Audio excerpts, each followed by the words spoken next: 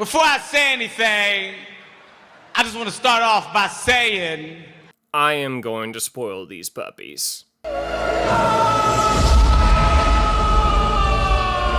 Why are these movies disappointing? Mostly because, I wouldn't say that they're terrible. They had potential to be solid horror movies, but they just missed the mark. Either too predictable, too boring, not fun enough, not funny enough, or it just didn't get me salivating at my screen like the greats of the greats that I've seen this year. To make it short, I would say these movies are disappointing because they had potential, but because of several unique reasons to each of them, I wouldn't recommend them or would want to watch them a second time.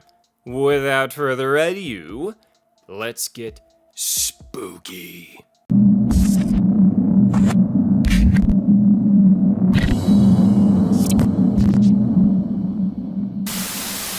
The Damned. May the Lord protect you from harmful sea creatures and dangerous pirates. Go. The Damned is definitely a close but no cigar kind of movie. The culprit? The scares. No good. I did a full breakdown of this movie at the beginning of the year, and the link will be in the description. But to sum it up, it's about a small fishing company in the Arctic Bay. Things are sometimes really tough out there, but the pay is so good that it's worth the danger. Our crew is on hard times and are looking to capitalize on the spoils of a recently sunken ship. But when they get there, desperate times turn violent and some terrible harsh deeds are done. And not only does the crew have to live with their terrible acts, but they also got to deal with Druger. But this is way spookier than just skeletons and armor, though insulting I may personally find that. But the problems with this movie is that most all of the scary bits are dreams. Whoop-de-fucking-do. And almost every character either kills themselves or just each other. And when you have a terrifying potential monster on your hands, it's just a shame that you never see it. Yeah, it's more poetic that way, but this movie could have easily been a solid creature feature. It still could have made everyone go crazy. The Ritual is a good example.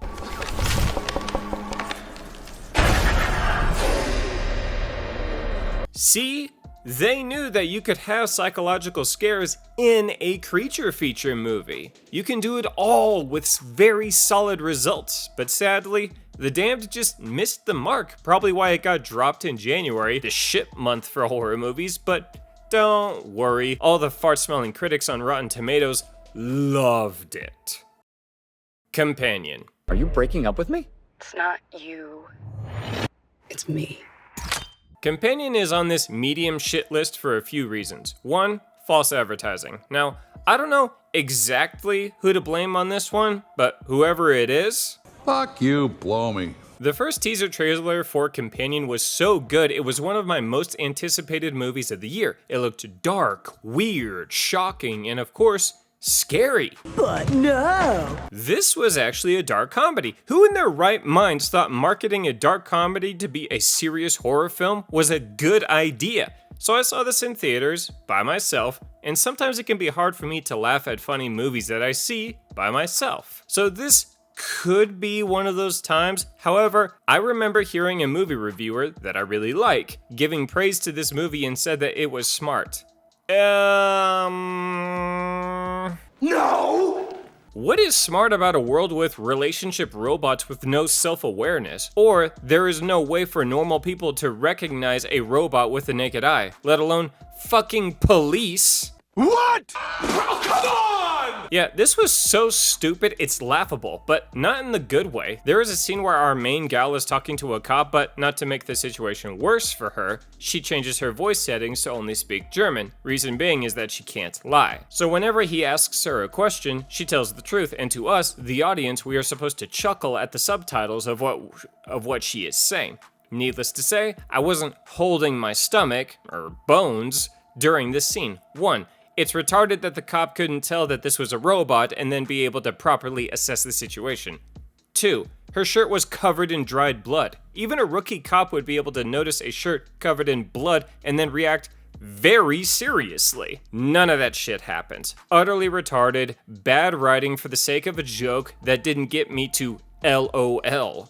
Also, there's a robot that swallows a taser in order to off himself. Fucking how would a robot like this be able to comprehend an action and thought and feeling like that and then decide to unplug?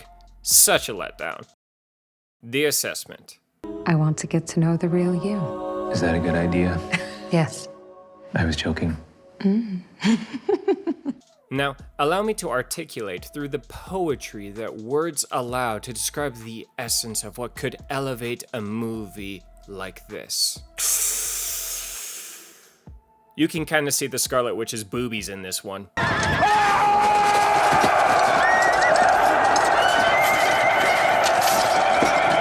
Okay, I know that may be the best joke in this entire video, make of that what you will. But in all seriousness, The Assessment is a post-apocalyptic movie where society is elevated to quite strict standards. The Assessment is for people who want to have a kid.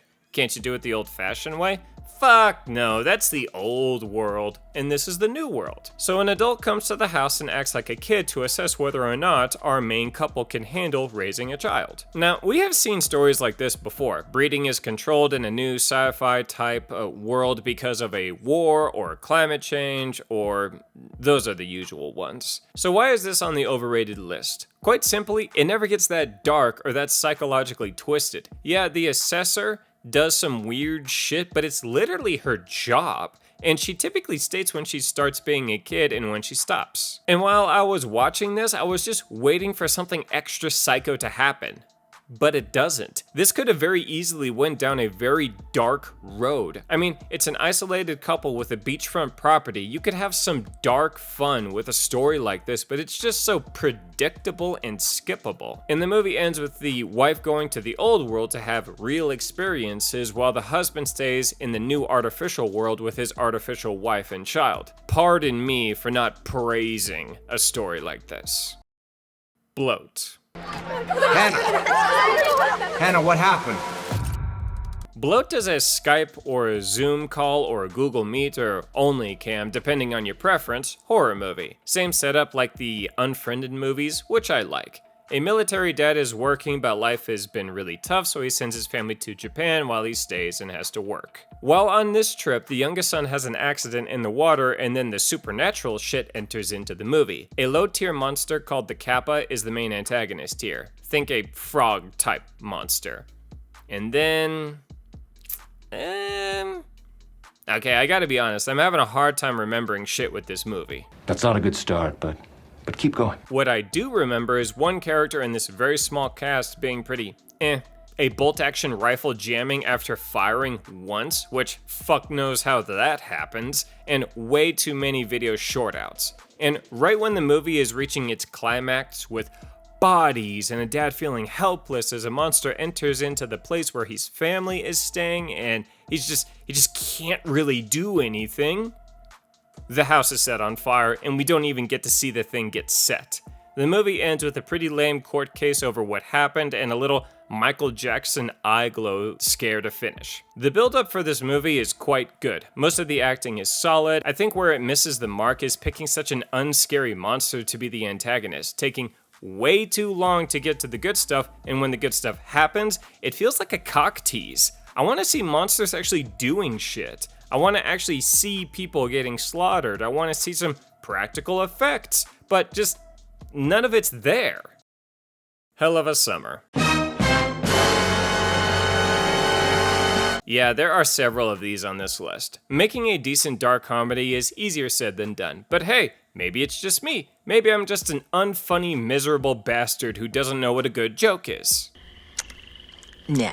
I don't want to shit on this too much since it is a directorial debut, but you know the Philippou brothers made Talk to Me for their debut, so I feel like these people only get a smidge of slack. Hell of a Summer is a dark comedy slasher that I didn't think was very funny or had any fun creative kills, so what the fuck was the point in this? Oh, sick burn. The jokes? Sure, you could make an each to their own kind of argument, and I'll admit, I did laugh at the last 15 minutes of the movie. Close, but not good enough, boys. And the kills? Did they forget to have fun with them? Seriously, who the fuck wants to watch a slasher movie with bland kills? Link in the bio for a much longer review I did on this when the movie came out. Shadow of God. The last 24 hours have been strange. What's wrong? I thought I saw my father. Shadow of God is your classic preacher getting too old for this shit kind of story. He does exorcisms on the regular, and his dad, who he thought was dead, is now back from the dead with a terrible message. The world is going to end, and God is the one who's going to do it. Ooh, I'm really scared. Here's the thing. My problem with stories like this is that everyone freaking out that God is going to destroy the world is a bit of an oxymoron. One of the key aspects of there being a God is an afterlife. So even if he does or does not destroy the world, I mean, everybody is gonna live again, just somewhere else. I don't understand why people freak out about this. Like, pick any random SOB that has a rough life and then tell them, hey, I met the Supreme Being and he wanted to destroy the world, but I stopped him, so you can go on living your rough life until you die either tomorrow or in a few decades. You're welcome. So the story idea of God being a, quote, bad guy for wanting to destroy the world literally doesn't make sense to me, because even if you stop him, people will still die and then enter into their next phase of existence, including you. So hopefully the creator of everything won't have a grudge against you by then. Also, he is the creator of all. Why would he create a way to be defeated? This reminds me of that kind of shitty ending to Supernatural. Blasphemy!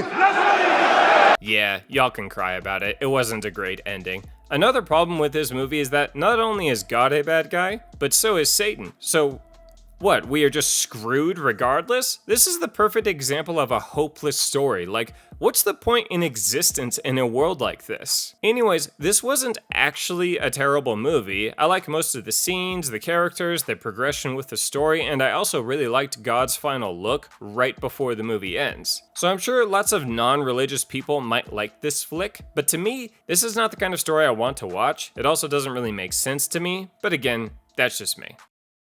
The Surfer. Dude, that's my board, and I want it back. Kinda easy to sum up this one. Disappointed! Yeah, so this looked like a Nick Cage going crazy kind of movie. Sounds solid, and it was. It was building a psychological mindfuck of a man slowly losing everything he owns or thinks he is and turns into this homeless character that we only know briefly at the beginning of the movie, and then we get the big twist that takes everything we thought was going to happen and gives us a big ol' but no. Yeah, it was just a mindfuck from a surfing cult that doesn't like tourists and controls practically everything and everyone around the area. And it's not like they go deep into the culty shit. It's just run by a super charismatic guy that can charm anyone. I did a much longer review on this one when it came out, link in the description. Fear Street Prom Queen.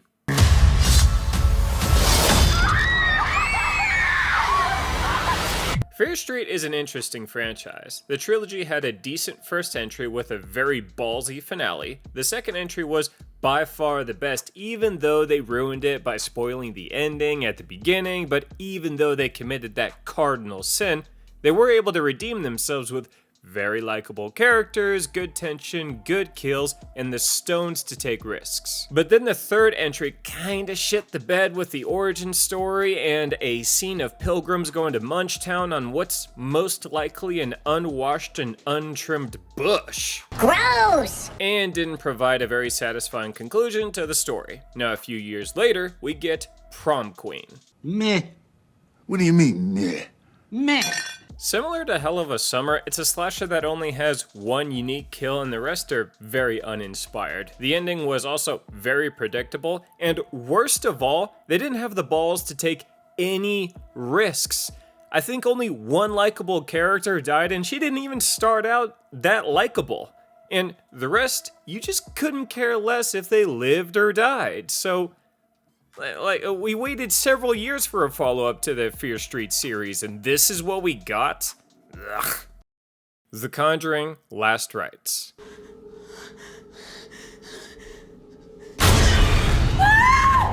You know, I tried. I really tried starting this film with an open mind, but I gotta say, holy fuck am I glad this franchise is done with. Normally right now I'd throw on a people crying out blasphemy clip, but you know, I'm not so sure this time. Yeah, this franchise is lucrative as fuck, but are people really that invested in it? Seriously, what are you invested in? These movies are mostly about the cases that Ed and Lorraine help out in, and the families that are being fucked around with by the ghosts. They give very little growth and depth to Ed and Lorraine. And this movie is no exception. We have had 4 Conjuring movies and 3 Annabelle movies, leading to what? Ed and Lorraine retiring and having a vision of their one daughter having kids and they have kids. So this movie starts off with some bullshit, classic flashback that we never knew about, that's like part of their origin story, and oh, what a coincidence. We are now in the present and that mystery is about to be solved. Hold on to your tits. We are finally gonna get some answers to a question we never really had at the beginning of this film. Oh my, I'm shocked at this unforeseen turn of the events. Okay, so Ed and Lorraine's daughter is all grown up. It's a different actress, and I think every movie this character has a scene in really doesn't help with the whole should I give a shit factor while watching these movies. Anyways, she's a psychic, like her mom, and she introduces her guy to her parents, and there's a family with a haunted mirror that has a past with the couple's daughter.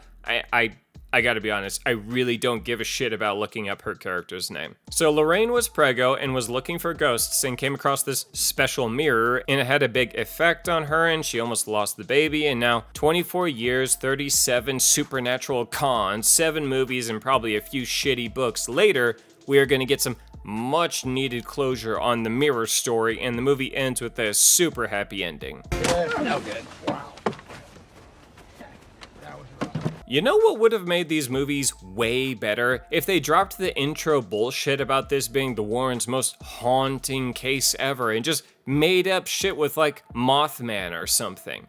Seriously, it was nice the first movie, because that was actually scary and we all really liked the main family, but after that, it's all downhill. And what was it building towards? Nothing! At the wedding scene of the young Warren, we see some characters from the previous movies in the audience, and I just don't give a fuck. And the movie is on the list because it had a decent jump scare or two, a few tension building horror scenes that were good. The movie is of course shot well and the acting is good. They could do so much with this kind of talent and money, and they all end with the happiest of endings. And one happy ending after another. As a serious horror fan, you can't help but just scream at your screen, Just grow some fucking balls!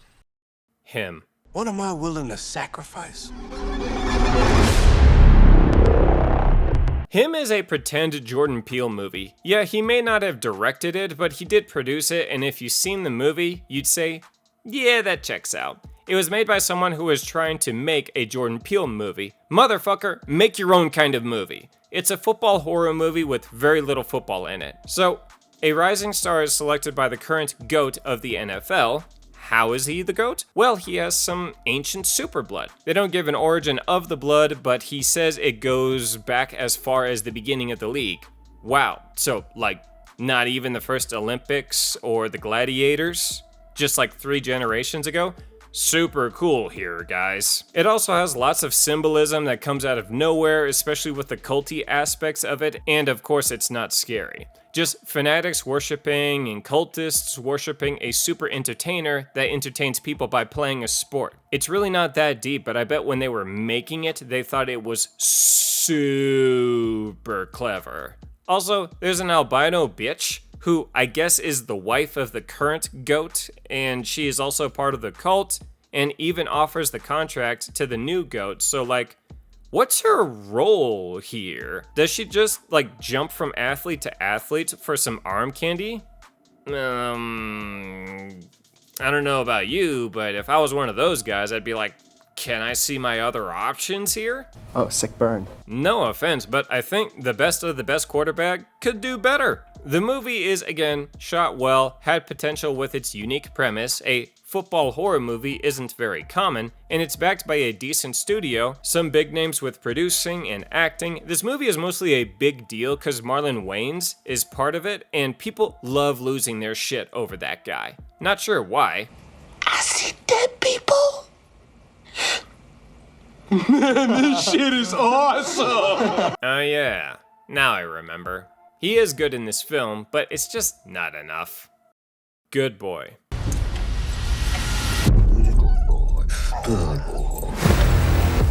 I'm sure I'll get a lot of shit for this one, but hear me out. I don't own any pets. Fair enough. It really seems like what everyone who likes this movie has in common is that they are pet owners. So since I'm not, here's what I think. The idea of a unique horror movie always tickles my balls. Bones. That's what I meant. Bones.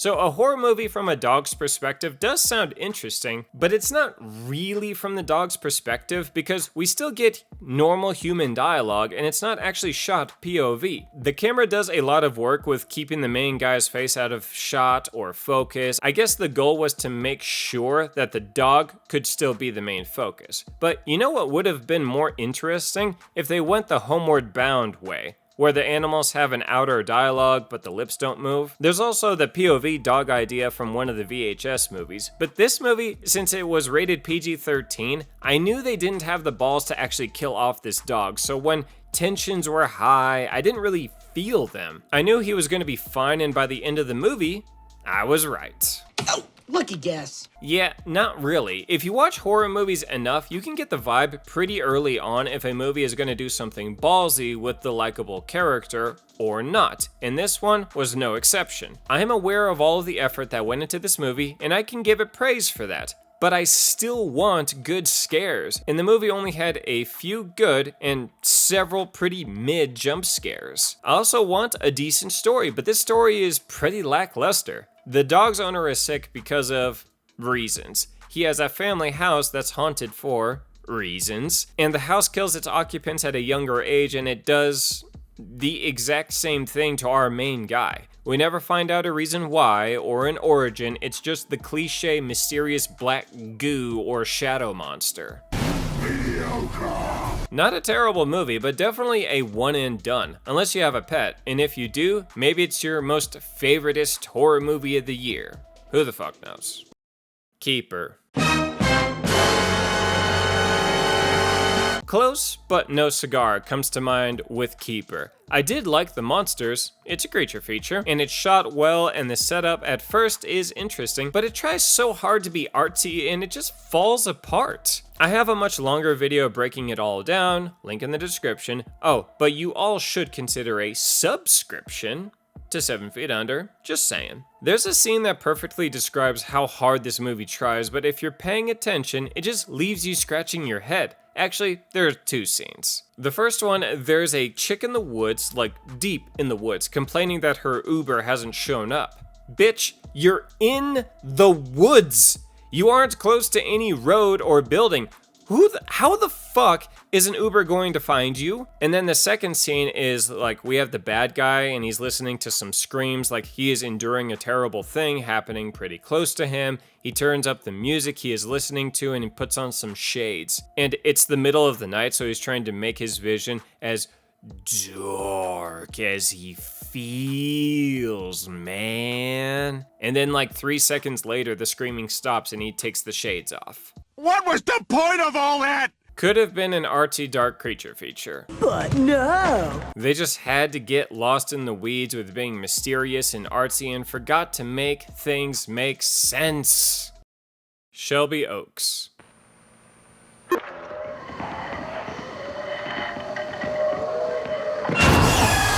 I gotta be honest, I tried. I really did try going into this movie with an open mind, but since I am so fucking glued to YouTube, there was no way I wasn't going to see the gobs of opinions on Shelby Oaks before I saw it and have that kind of affect my opinion or expectations. I have been seeing them since the movie dropped at, I think, some sort of movie fest last year, and then when it dropped, you know, for everybody else, everyone's opinion on it was pretty much the same. Meh. What do you mean, meh? Meh. And I gotta be honest, after I watched the movie, I didn't really understand all the hate. But then I got to thinking, wasn't that Shorzy's chick? I think I know what that is. What is? That's a chink in the armor. You know, if I can't write that expression anymore, I'm pretty sure you can't say it. Hey, why don't I go home and dip us some fruit and chocolate for later? Sorry, no. I got to thinking about the whole movie. Big mistake. What did I just watch? Nothing really stood out. And I know I watched a movie. I know I watched a horror movie. I remember thinking at the intro, holy shit, this is a tall order for a first-time movie. Why are you making this so hard on yourself? Chris Stuckman really should have taken a page out of Milk and Cereal. Found footage, serial killer story. Cheap, easy to film, small cast, and if you add a bit of personality, maybe a twist or two, and bing bang boom, people will say your first film was pretty solid for a first try. Or you could hit it out of the fucking park like the Philippou brothers with their first film. Talk to me. But this just too much. Also, you would think for a horror movie, I'd be really scared, and yeah, I can think back at 2 scenes that got me, but then they didn't really go anywhere. Okay, so our main gal is looking for her missing sister, and she's doing a bit of detective work, and we have already established that the hands at work in the shadows of this film are lethal. And we get a hellhound jump into the side of the screen scare, like right next to our chick's face, and she just takes off running. Why didn't it just attack her? And then there was another scene where we get some scary glowing eyes in the dark that doesn't really lead to a big scare. What'd you do, Basil? That kind of summarizes all of my thoughts on this flick. Like, out of 10, at first I'd give it a 7. And I like 7s. Usually after watching a 7, I can think of very specific scenes or aspects of the movie and say, yeah, I really liked that. Or, oh, that scene really stood out to me. Or I can think of a few people to recommend this to, or I can point out exactly the pros and cons to someone who is thinking about watching it. But Shelby Oaks? I really don't know what to say or how to recommend this or what kind of horror fan would really be into this. And maybe that's worse than being a shit film. Because if you're watching a shit film with someone, at least you can entertain yourselves via other means. Giggity. What? Nothing, it's stupid. But yeah, the more I think of Shelby Oaks, the lower my opinion of it gets. And that's it, my list of the most disappointing horror movies of 2025. Disagree with any? Yeah, I'm not surprised. Tune in next week for my underrated horror movies of 2025. And remember, the year isn't over yet. It's not too late to be spooky.